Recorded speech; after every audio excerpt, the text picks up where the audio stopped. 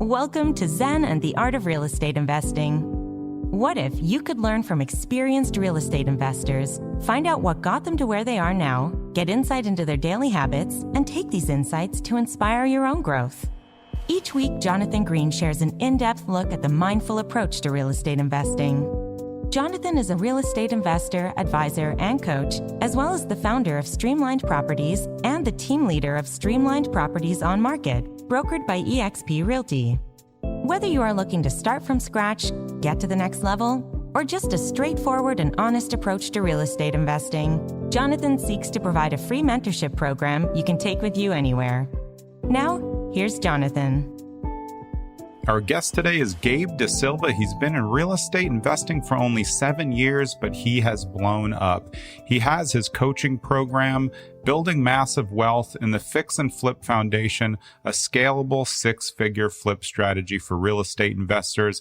You can find his series called The Build on YouTube, and he has a Flip Tips free book, as well as all sorts of coaching and mentoring. I can't wait for you to hear this show. Let's go.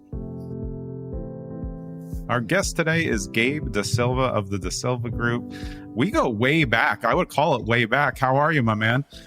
I'm excellent, brother. I'm excited to be here. Ready to jam. Yeah, appreciate you being one of the first guests on Zen and the Art of Real Estate Investing. How long have we known each other now? It's probably going on 4 or 5 years. Yeah, that sounds about right. Yeah. All right. Give our listeners a little background on you. I actually know a lot of my listeners know you, but let's hear it from you. How did you get started? Because it feels like you've been in real estate forever, but you really haven't. No, 7 years. And my story is not unlike yours. I grew up in and around real estate and construction. I learned the trades from my pops and went the college route, went the finance route, did a whole host of things in financial services, wore a suit to the trading floor in the city. I did all that nonsense. I logged 10 years in corporate finance and financial services, bouncing around, and then took my first stab at entrepreneurship. And that wasn't in real estate, that was in food service. And did that for 4 years, ultimately sold that business to a partner and then transitioned into real estate, like I said, 7 years ago. So I've bounced around a lot. It wasn't a straight shot. It wasn't like the real estate bug bit me and I just like right out of undergrad got into it or whatever. Yeah. I just found my way here by happenstance. Did you, I know we've talked about this, but did you, similar to me, not realize how much you learned from your dad until you actually got into real estate? And then you were like, oh, okay, I was always learning, but I didn't realize I was learning. Yes, 1,000%. You just absorb so much of that stuff subconsciously, being like around him on job sites, like watching over his shoulder as he's like reviewing bids and proposals and contracts and things. And then the lexicon, especially, that's when I really knew, wow, yeah. I did absorb so much more than I realized. I speak this language already.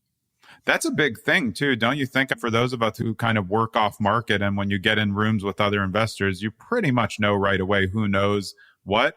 It's either the new investors are just going to use all the acronyms that none of us have ever heard of or care about, and all of us are talking old school terms, and you right away, okay, this person's been around for a while. Yeah, I think that was more apparent on the construction side when I was going on jobs earlier on than when I was, because that's more so how I started, then started finding myself in those rooms with real estate investors and was able to speak intelligently about construction, which surprisingly most real estate investors can't. And so that was a great differentiator for me, learning the construction side first and then bringing that to the investment side.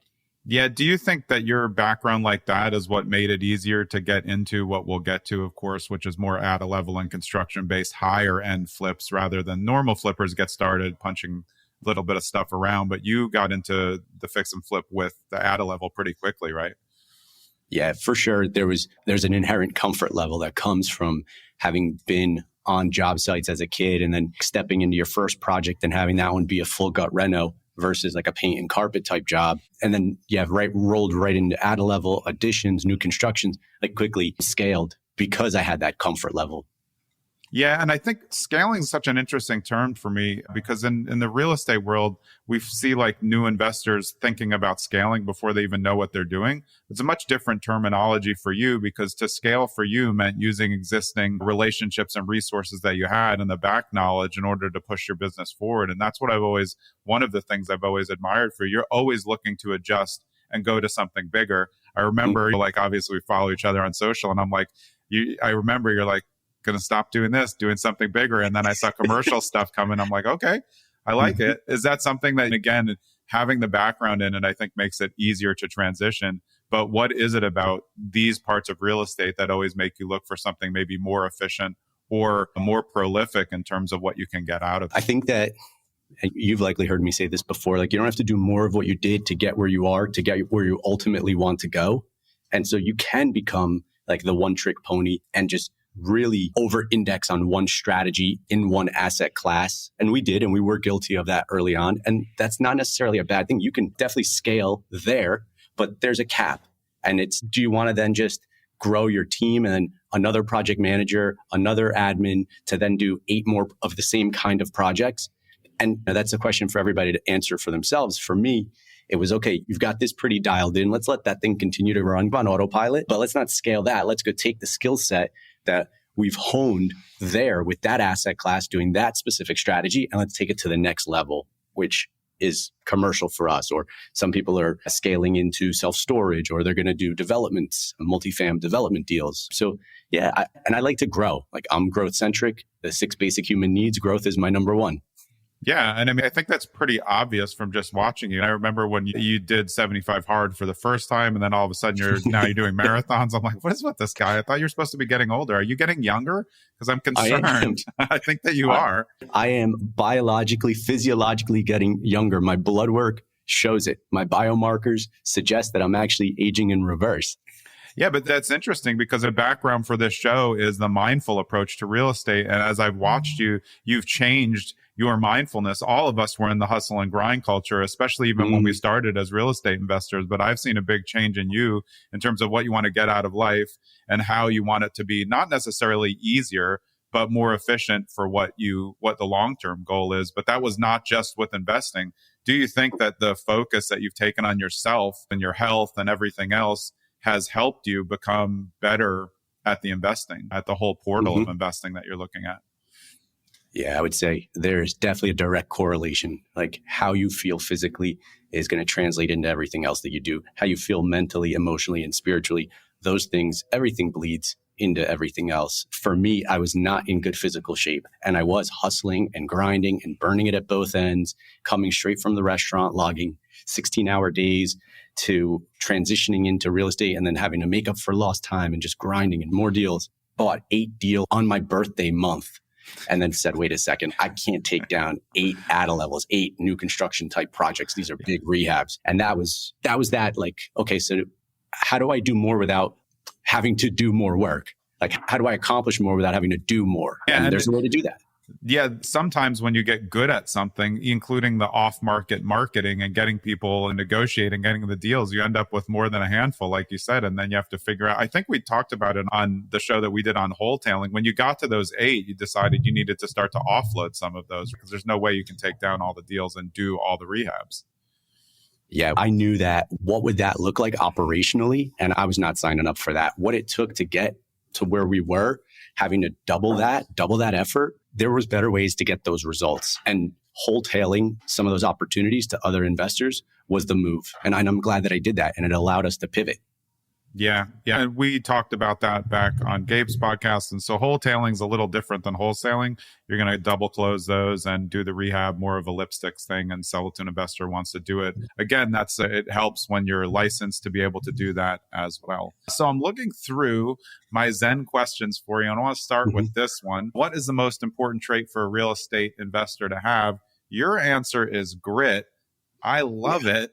Tell us why and why that's helped you, and what, if you're coaching other investors, which you are, and we'll get into that, how do you coach someone to have grit? Because that seems like something that you just have to come to the table with, or you can develop in some other ways. So I think grit is the quintessential entrepreneur's trait. It doesn't have to be for real estate investors. I think it's just entrepreneurs in general. You need to be gritty, because this entrepreneurship in general and real estate investing in particular, it's about like showing up, getting kicked in the teeth, pivoting, adjusting, showing up again. You have to be relentless. You have to be willing to show up day after day and be able to problem solve and pivot. And if you're gritty, you'll show up and you'll find the solution, whether that's the walls presented. You're going to go, over it, under it, around it, and through it if you absolutely have to. And I attribute that to the grittiness. Can it be taught? I think that I'm a testament to the, like, you can teach an old dog new tricks. I was not very disciplined. I was always quite gritty, but now I've really cultivated this discipline muscle, and it had atrophied over years. And so if I can become disciplined and be gritty, someone else who's disciplined can become gritty. And so I believe that's very much possible. Yeah, I think a lot of it goes to motivation, but I think sometimes an investor or anyone, like you said, in any business needs to get that motivation from either coaching or relationships with other people in the same business who can see, oh, okay, that person's doing that. Because I feel like with real estate investing and on the agent side, people think it's going to be a lot easier than it is. Mm-hmm. Everybody talks about, oh, you're going to make passive income for your whole life. I've never seen anything really that's passive. And if you pay, I don't want to pay for it. That just doesn't, it's not really passive because the building can break at any time. You have to do something. So yeah, I do think, is that something, tell us a little bit about your coaching and how that, because I know it developed slowly, but then you really got going with the fix and flip. And now you have really a group that goes. And yeah, I think that coaching, masterminds, mentorship are the ways that you can teach things that you didn't think people could actually learn, because you can only learn from watching other people who are doing it. Yeah, there's so much there to unpack. I am a product of masterminds, mentors, and coaches. Clearly, I'm going to advocate for them. And the people will often say, like, you learn from your mistakes. Like, how idiotic is that? You could learn from someone else's mistakes, right? Like, why do you have to go and replicate the mistake? Avoid the mistake. I want to have someone, each time I foray into a new project, new asset class, something like that, I seek out a coach or a mentor who's been there, who's gone there before me, and then have them tell me what I don't know. Like, you don't know what you don't know. You need someone to guide you and give you those things to look out for. And that's what I'm doing for my students. I'm also transferring confidence as a coach and mentor who's already gone there. You have to be able to then articulate to the student how you did it in a way that they can replicate. And you have to transfer confidence to them so they can go and execute on the blueprint that you're providing them. We can spend a ton of time on that, and we can unpack that as deep as you want to go on that. But I'm genuinely committed as a coach and mentor to seeing 50 students quit their jobs. And we're on our way. A lot of the folks that come into my program are W-2'd and they want out. Yeah. And these ADA levels, these new constructions, these big additions, these kinds of projects with 6-figure spreads, that's how these guys and girls get out of their W-2. Yeah. Not a $20K cosmetic rehab. But the fine line is that you need the money from the W-2 to keep it going until you can get the asset class that you want. And this is exactly what you're teaching them. If you can go bigger, but you do it with the confidence. The one thing I wanted to drop back on is, for me as a coach, and for running a team, I'm always looking for people who are coachable. I can't coach someone who's not coachable. So to know that people are coachable, you can take them anywhere. I really think so, as well as I do from us both having coaches. When I hire a coach and I'm going to spend money on a coach, or I engage in mentorship where I'm expecting something, I need to be an open book for it. And I think that's how we can learn so fast. Have you had that experience? I know I've seen you at a ton of masterminds and you just want to soak up all the information. But if you're not open, as we've both seen, people can come to us and say, hey, I want help to do X, Y, and Z. And then you tell them, okay, here's your first step. And they're like, I don't really want to do that. I want to do it the way I want to do it. And I'm like, well, you're not coachable. Yeah, absolutely agree. When you're the student, you ought to be doing more listening than talking. And so I know what rooms I'm in and I know when I'm there to learn. I also know when it's my turn to teach and lead. And so if the student isn't open and is unwilling to listen, I'm going to know like they're not coachable. And there's only so much we can do for them, especially if they're not open. If you go back to EOS, Traction, Entrepreneur's Operating System, they get it, want it, and capacity to do it. They call it the GWC. If they get it, they don't want it, and they have capacity, they can't be helped. Like, you have to want it, and then we can help you get it and understand it, and then we can help build the capacity to do it. But the want piece, like, you can't want it for anybody else. Yeah, I feel like there's the wanting to do something is one thing, and then willing to do the work to get it is another, which is very common in all aspects of real estate. I want the carrot that's at the end of that stick, but I didn't realize I'm going to have to do the work to get it. Can't you just get it for me? They want to pay, I can coach you to do it, but I'm not going to do it for you. I'm doing it for myself. You have a lot of, like in our world, right, with the find, fund, fix, flip. Finding deals is everybody's challenge, the pipeline and all.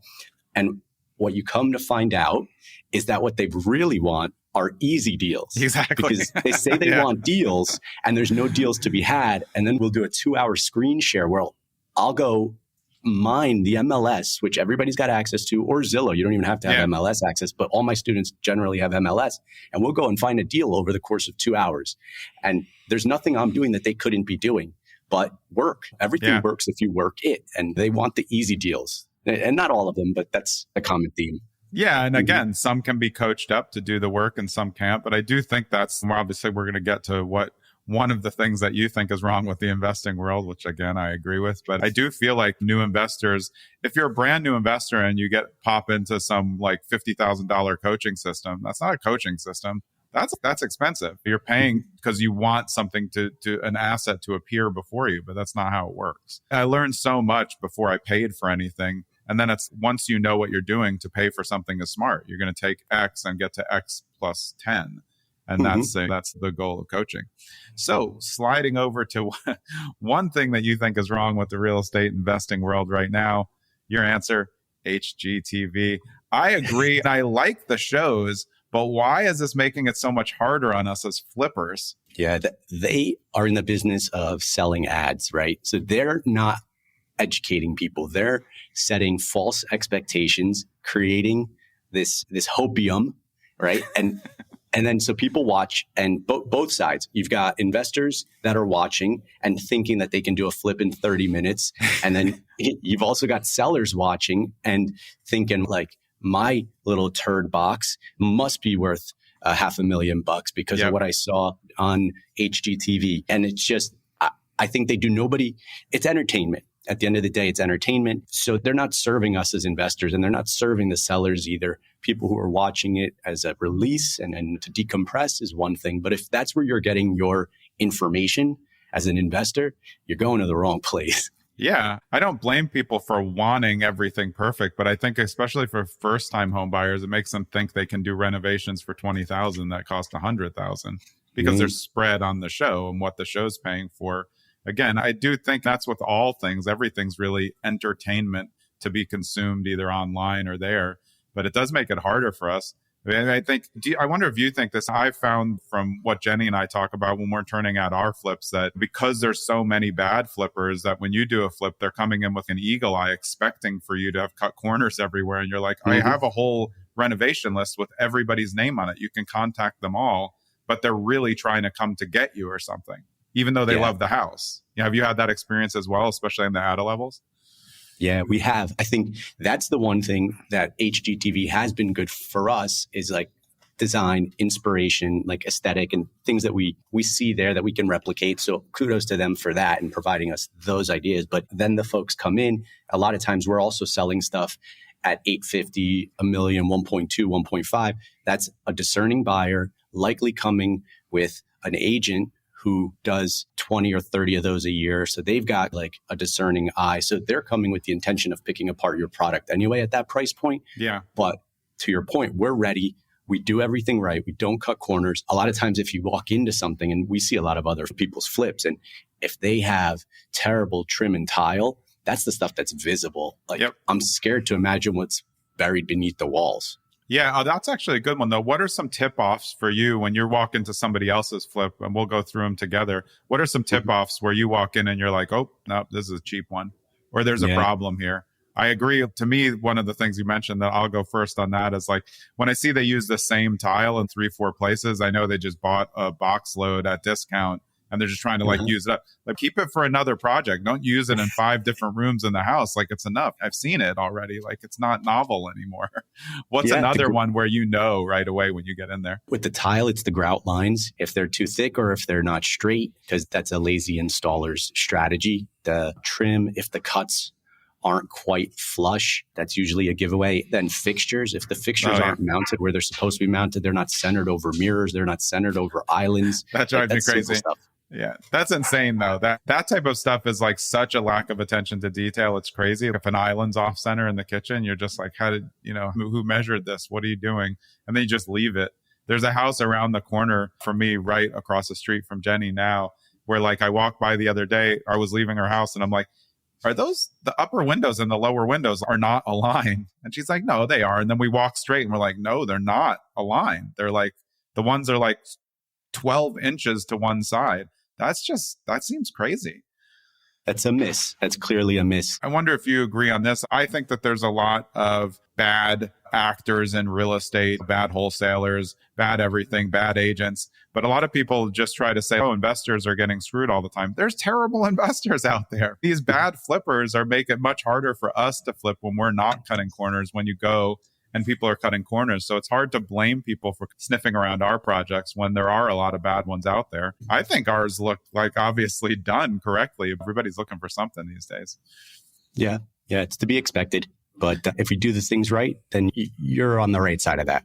Yeah. In terms of the way to make investing better for everybody, you said educate, and obviously that's part of your coaching and training and Facebook group. For a brand new investor who's looking to get into the business, what do you think the best first step for a brand new investor is? Like, where should they go? What should they do? Because we were there at one point. What should they do? So they need to consume, but not so much that they don't execute. So I would say there's a lot of places where you can go and you can get good intel. HGTV is not one of them, but there's places like the places you and I are constantly providing content and putting things out, like our YouTubes and things like that. They can find stuff there. They can find podcasts as well. I would say there's places you can go, but the fear and what I often find is that they get like, it's analysis paralysis, right? They just consume so much and they don't execute. So I would say first, consume enough. You don't need to know everything. Like you know where you want to go, right? All you need is step 1 and 2. And then you know what step 100 looks like, the finished flip. So just take step 1, then 2, and then 3, 4, and 5. They'll play themselves out.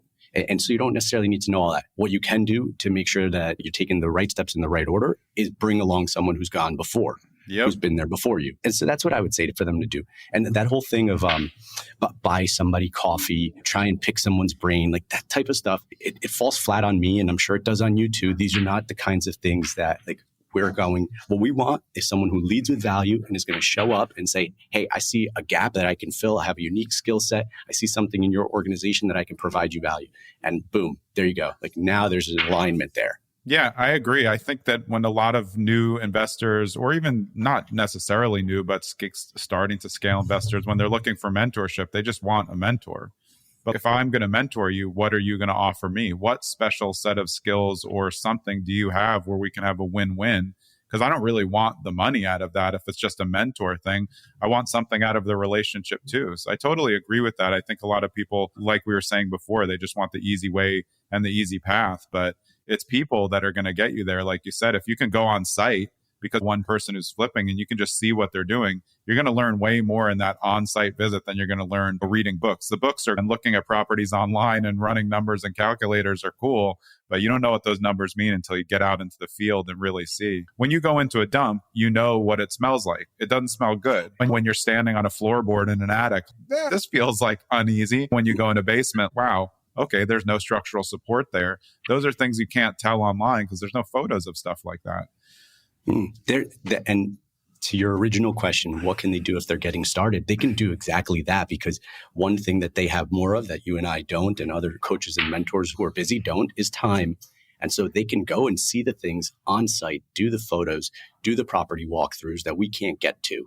And then that's the value add. Then send that over to us in a Google Drive. Yeah. So just be irreplaceable, and whatever it is that your giftedness is, step into that and figure out how you can use that to benefit the person who you're trying to learn from. Yeah. I don't drink coffee, so I never want a coffee, and I don't really want to leave the house that much. There's really no lure in saying, hey, can I take you to coffee? That's like asking me to talk on the phone. I'd just rather never do that in my whole life. Yeah. All right, let's hit up forced appreciation. For your rehabs, the thing that you really became obsessed with in terms of the level is forced appreciation. So for anyone who doesn't know, can you just explain forced appreciation and why it became so important for you and your projects as opposed to what the maybe lighter rehabs do? Mm-hmm. Yeah, the easiest way to explain it is with a tactical example. It's you're buying, in our case, we're buying these 3-bed, 1.5 bath capes, and we're forcing appreciation by adding square footage, turning it into a 4 or a 5-bed, 3.5 bath. And so you're not even comping the same house. Whereas if you were just going in and doing cosmetics and you start with a 3-bed, 1.5 bath, you sell a 3-bed, 1.5 bath, there's only so much you can do there. Right. Versus this add a level or an addition or the value add, construction heavy, forced appreciation type stuff that we do and teach. It's not even the same product. You're comping the 3, 1.5 Cape to the 5, 3.5 Colonial you're creating. And there's the forced appreciation. When you're buying one of those Capes, are you looking for a block that already has larger properties so you're not automatically becoming the biggest on the block right away, which still may be okay, but are you looking for blocks that can support that larger construction, and then that will help with your variances and anything you need if there's other houses that are large on the block as well? I feel like you're at a pool hall right now, right? Yeah. We're in our business center here, and there's some folks having fun. So we'll keep playing through it. Yeah, we're just going to knock it out. The other thing I'll say about that is it's the neighborhood. So like knowing the neighborhood and then knowing whether or not it'll sustain the ARV.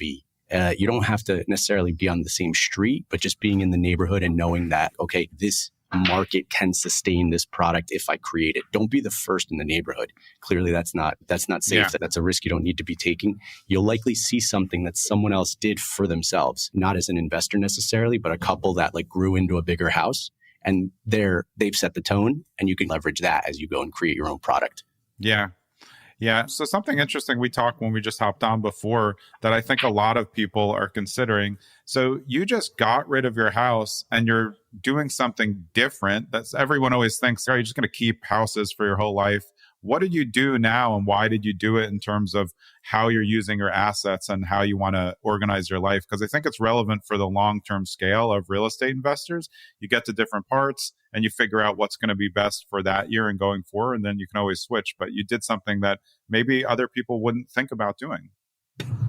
There you go. My primary residence, we had done it as a flip, and then I fell in love with your flip, the one thing they tell you never to do. Yeah. and so it actually benefited us greatly as a result of appreciation, the forced appreciation we created with the actual renovation, but then the market, of course, did what it did. But what I saw was an opportunity to sell at what I thought was close to the top. Like the whole thing of trying to pick tops and bottoms, like clearly, if you've ever bought a stock, you're likely not that good at that, unless that's what you absolutely do for a living. We caught the top, and things have since leveled out. And my intention was to be liquid. And so I didn't necessarily need that particular house in that particular neighborhood. Don't have kids in those schools. Didn't make sense to pay those taxes. But so we freed up a ton of capital. And so now he who has the most dry powder in a recession is king. And that Warren Buffett saying. And so right now we're sitting on a lot of liquidity, a lot of cash that we can deploy. Yeah, same with me. On recording date, it's July 6th, 2022. We're both in the same boat. I liquidated a ton during the pandemic. And I think it's one thing they said is interesting. We're never going to know what the top is. And I like it if I sell at what I think is the top is, and then someone buys and they make money too. That's just like a win-win. I don't need all the appreciation. I just want to get some and get out. But some of my best deals in my whole life have been on houses that I've lived in.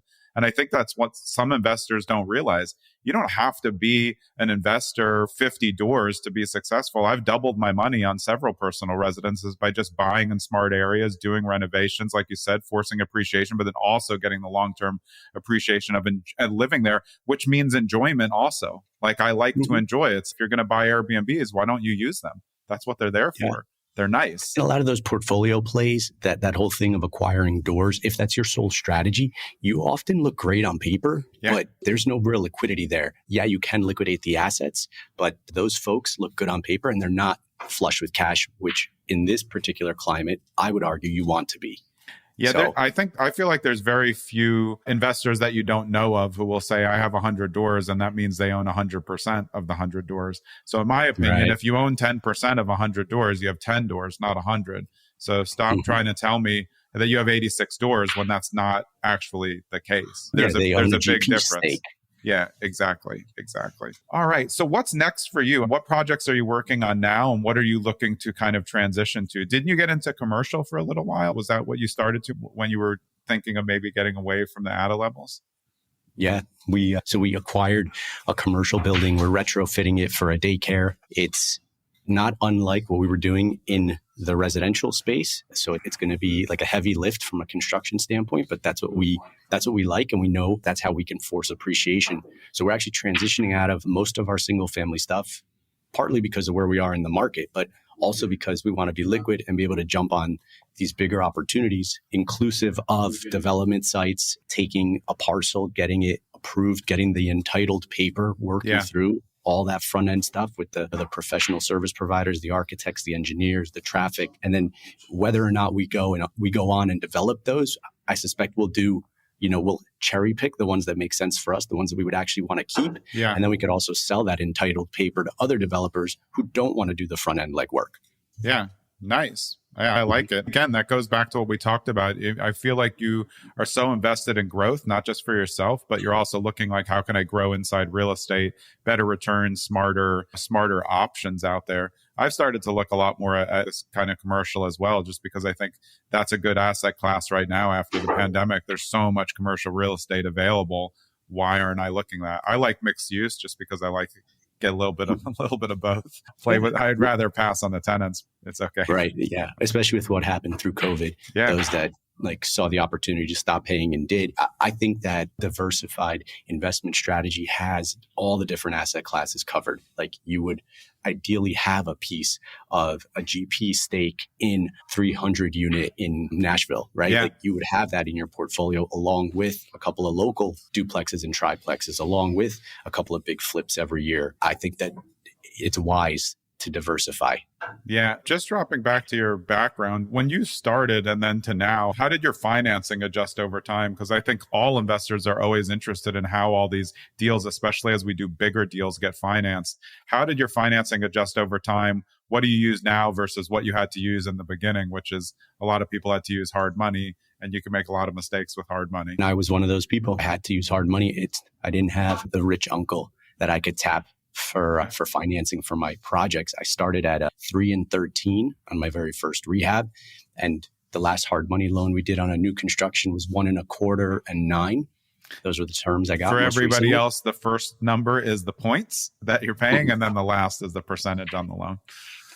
Yeah. And now we still have those hard money relationships, but we've been fortunate to be able to build out a nice following. And also we've been performing for long enough where private money partners are now willing to lend. So we're able to we could do big raises privately, and that's bringing in 4 investors on a project, and each of them with 100 or 200 contributing to the same project. And here's another thing, something I advocate for and work with my coaching clients and students a ton is present the opportunity in a way that makes it appealing to them. What are they getting out of it? Not what do you need? I need 8%. I need to borrow 100K at 8%. How does that serve them? Think about the opportunity and how you can present it to them in a way that's going to be of service to them, the lender. Big distinction. Yeah, no, I agree with that completely. I think it also goes back to what we were talking about with mentorships. You want a win-win. Do both sides see a win in this project? And when I'm in off-market buying direct from sellers, I always use those words. I want to do a fair transaction. I want to find a win-win. Where are you going? How can I help? Are you doing still doing off-market marketing, or are there deals more just coming to you now?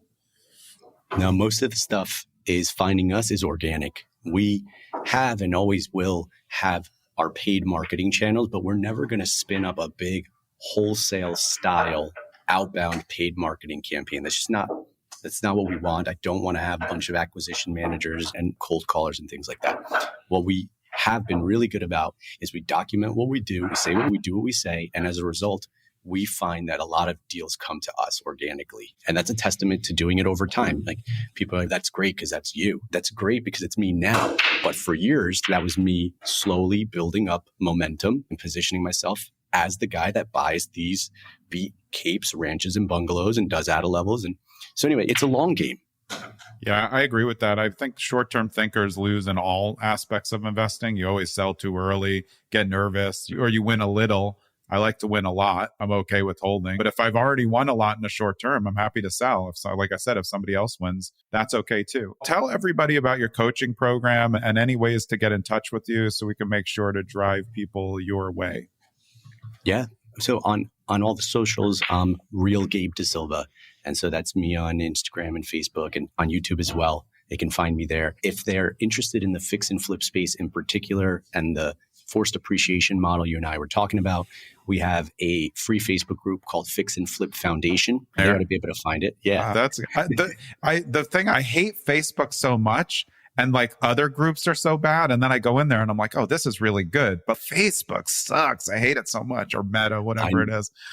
I know nobody's active on it. The young folks, I was just speaking to someone who might intern with us over the summer. And when I mentioned Facebook, he rolled his eyes because the young folks don't use it anymore. It's a boomer app. Yeah. They call it a boomer app. What we're doing different in that group, it's a free group. And we encourage people to come in. And it doesn't matter where you are on your fix and flip journey. If you've done 1 or 100, it doesn't matter. But inside of that group, each day, we're consciously making an effort to bring value to the folks in there. And in fact, tonight, when you and I wrap, I'm jumping onto a live inside of that group and interviewing one of our students who recently quit his job. Like I was saying, I want to see 50 people quit their jobs and have a hand in that. Yeah. It's them doing it. I'm not doing it for them, but I want to have a hand in that.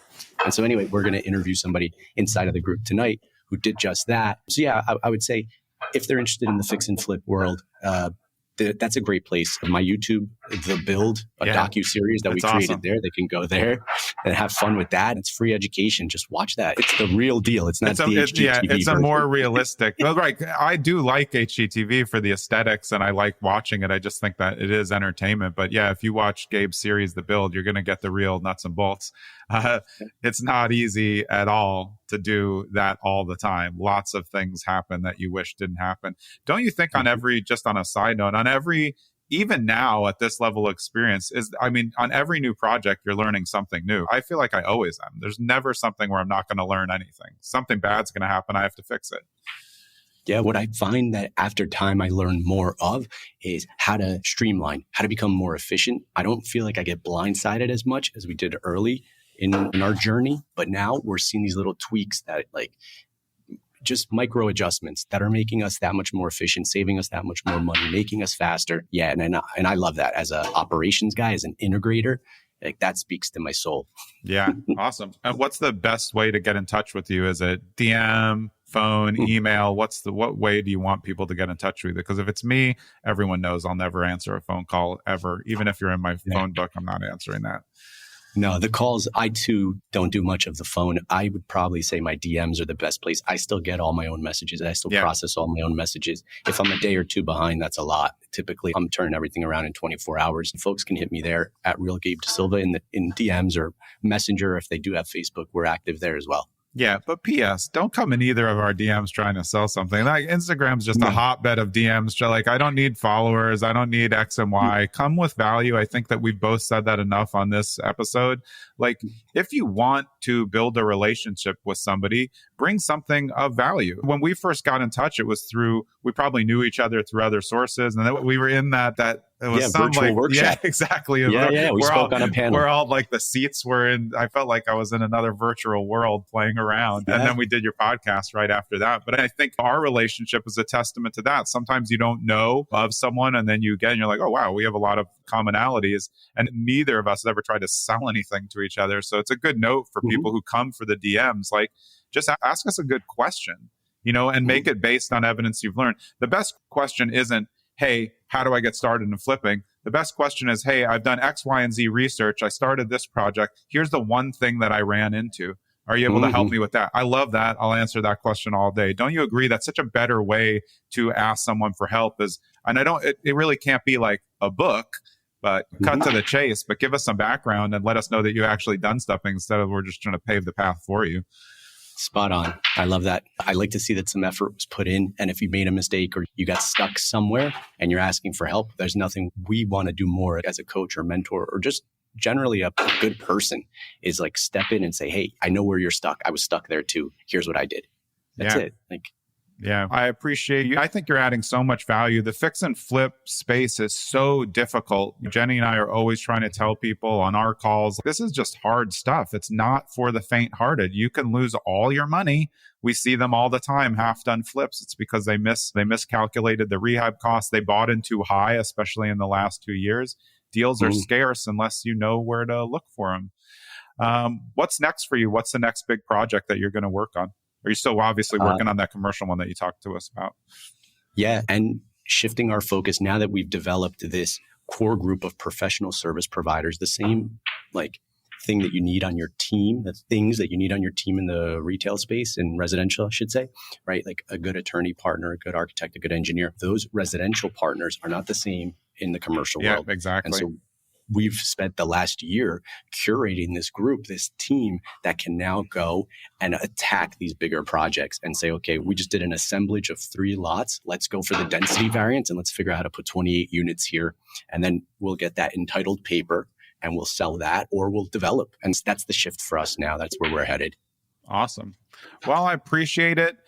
This is your one last tip. So if these new real estate investors or seasoned investors who just are always worked up, this is Zen and the Art of Real Estate Investing. What's one tip that you could give anyone listening that could help them develop just a more mindful approach to real estate investing? Because that's really the reason why I started this. I feel like I'm always in Zen mode because people say I have this ILDNC, I literally do not care, which doesn't mean what people think, but not much really bothers me.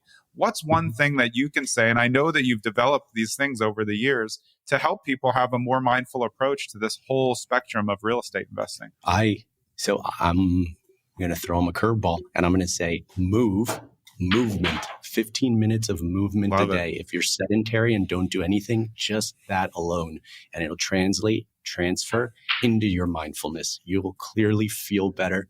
If you're sedentary, which most folks are, it permeates through everything that you do. So if you want to be more mindful about how you do real estate or anything else in your life, start your day with 15 minutes of movement. And I couldn't advocate enough for that. I agree. I think some of our best ideas come when we're moving. Some of the most famous writers and poets walk like 6-8 hours a day because that's where all the stuff comes from.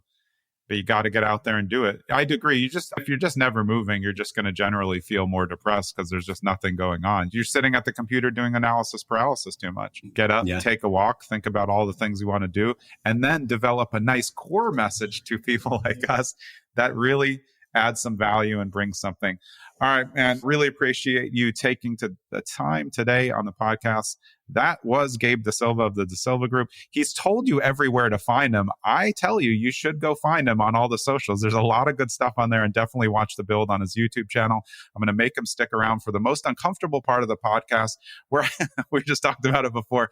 Really, if you like the podcast only, you should subscribe and share it with your friends. If you don't like it, no problem. None of us really care. It's okay. We're going to be fine. But if you really do find that this mindful approach to real estate investing is going to be of value to you, subscribe now. Let people know. If you feel like giving us a 5-star review, that's fine. But really, just only do the 5 stars. There's really of no help to do anything else. So if you don't like it, no problem, but no need to drop us a 1 star. We'll pass on that. Gabe, thanks so much for being here. Appreciate it, my man. I'll see you soon. Thanks, brother. It was awesome being on.